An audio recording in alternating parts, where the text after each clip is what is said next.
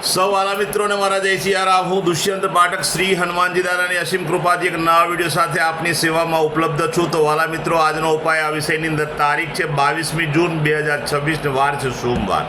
પંચાંગની જો વાત કરું તો જ્યેષ્ઠ મહિનો ચાલી રહ્યો છે, શુક્લ પક્ષ ચાલી રહ્યો છે, ઉત્તર ફાલ્ગુની નક્ષત્ર, વ્યતિપાદ યોગ, કન્યા રાશિનો ચંદ્ર અને મિથુન રાશિનો સૂર્ય છે.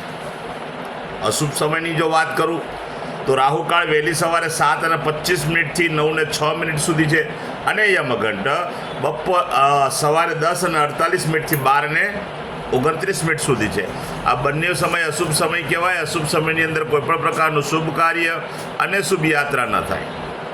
શુભ કાર્ય અને શુભ યાત્રા શરૂ કરવા માટે કોઈ સારું ચોઘડિયું, સારું મુહૂર્ત લેવું જોઈએ, જેમાં ઉત્તમ અભિજીત મુહૂર્તનો સમય બપોરે 12:02 થી 12:56 સુધી છે. આ સમયની અંદર તમે કોઈપણ પ્રકારનું શુભ કાર્ય અને શુભ યાત્રાની શરૂઆત કરી શકો.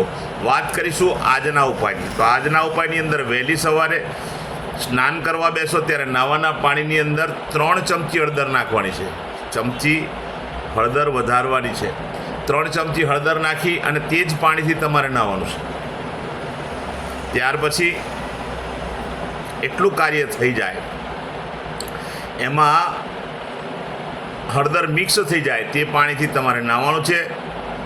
ચોખ્ખું પાણી ઉમેરી શકાય, સાબુ શેમ્પૂનો ઉપયોગ પણ કરી શકાય. આટલું કાર્ય પરિપૂર્ણ થઈ ગયા પછી, સ્નાન થઈ ગયા પછી ચોખ્ખા દૂધનું તિલક કપાળમાં અને નાભી પર કરવાનું છે. તમારે ત્યાં જે દૂધ હોય એ દૂધનું તિલક તમારે કપાળમાં કરવાનું છે અને નાભી પર કરવાનું છે. બસ આટલો ઉપાય છે.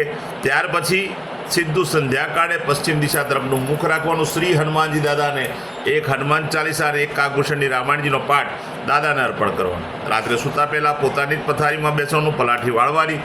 ઓમ કૃષ્ણાય વાસુદેવાય હરે પરમાત્મને પ્રણત ક્લેશનાશાય ગોવિંદાય નમઃ મહામંત્ર યથાશક્તિ જપવાનું. ઉપાય પૂર્ણ થાય છે. ત્યાર પછી જેનો જન્મદિવસ 22મી જૂન 2026 અને સોમવારના દિવસે આવ્યો છે તેવા બધા જ વાલા મિત્રોને મારા તરફથી જન્મદિવસની શુભકામના. શ્રી હનુમાનજી દાદા તમારી મનોકામના પૂર્ણ કરે, બલબુદ્ધિ વિદ્યા આપે અને તમારું અને તમારા પરિવારનું રક્ષણ કરે. ઉપાયના ભાગરૂપે મેં કહ્યું તે પ્રમાણે સ્નાન, મેં કહ્યું તે પ્રમાણે તમારે દૂધનું તિલક કરવાનું છે. ત્યાર પછી ગૌશાળાએ જવાનું, ગાયોની પરિક્રમા કરવાની, ગાયોને લીલું ઘાસનું દાન આપવાનું. તમારે ત્યાં જે ભોજન બન્યું હોય તે ભોજન પણ ગાયોને અર્પણ કરવાનું. આટલું કાર્ય થઈ જાય. સંધ્યાકાળનો સમય આવે, સૂર્યાસ્ત થઈ ગયા પછી કોઈ પણ દૂધની બનાવટવાળી વસ્તુ નાના બાળકોને, જરૂરિયાતમંદ લોકોને, શ્રમિકોને અથવા વડીલોને તમારે આપવાની છે. બસ આટલો નાનો અમથો ઉપાય છે. આ કરી લેશો, આખું વર્ષ આનંદ સહિત પસાર થશે. જે વાલા મિત્રનો મેરેજ એનિવર્સરી 22મી જૂન 2026 અને સોમવારના દિવસે બધા જ વાલા મિત્રો સવારે સ્નાન કરી વડીલોના ચરણ સ્પર્શ કરી આશીર્વાદ મેળવી લેવાના. ત્યાર પછી ગૌશાળાએ જવાનું, ગાયોની પરિક્રમા કરવાની, પતિ અને પત્નીએ ગાયોને લીલું ઘાસનું દાન આપવાનું અને ત્યાર પછી પોતાના ઘરે જે ભોજન હોય તે ભોજન પણ ગાયોને અર્પણ કરો. ત્યાર પછી કોઈ પણ વૃદ્ધાશ્રમમાં, અનાથ આશ્રમમાં, વિધવા આશ્રમમાં જરૂરિયાતમંદ લોકોને, શ્રમિકને અથવા બ્રાહ્મણને તમારે જેને પણ દાન આપવું હોય તેને પૂરા સીધાનું દાન આપવાનું છે. બધી જ વસ્તુ, દાળ, ચોખા, ગોળ, ખાંડ, તેલ, લોટ સહિત બધી વસ્તુ આપજો. શાકભાજી સહિત બધું આપજો. બહુ ઉત્તમ પરિણામ પ્રાપ્ત પતિ અને પત્નીને થશે. બીજી એક ખાસ વિનંતી, કોઈ પણ વૃદ્ધ વ્યક્તિને તમે છડીનું દાન કરશો, લાકડીનું દાન કરશો આજના દિવસે તો પણ ઉત્તમ પરિણામ પ્રાપ્ત થશે. મારા બધા વિડીયો યુટ્યુબ પર હોય છે. મારી યુટ્યુબની ચેનલનું નામ છે દુષ્યંત પાઠક. મારી ચેનલને સબસ્ક્રાઈબ કરજો અને બેલ આઇકન દબાવવાનું ભૂલતા નહીં. હું નિયમિત એક વિડીયો મૂકું છું અને તમે નોટિફિકેશન દબાવ્યું છે તો તરત જ તમારા મોબાઈલ પર નોટિફિકેશન આવી જશે. તમે બેલ આઇકન દબાવેલો હશે તો નોટિફિકેશન આવશે અને તરત જ તમે મારો વિડીયો જોઈ શકશો.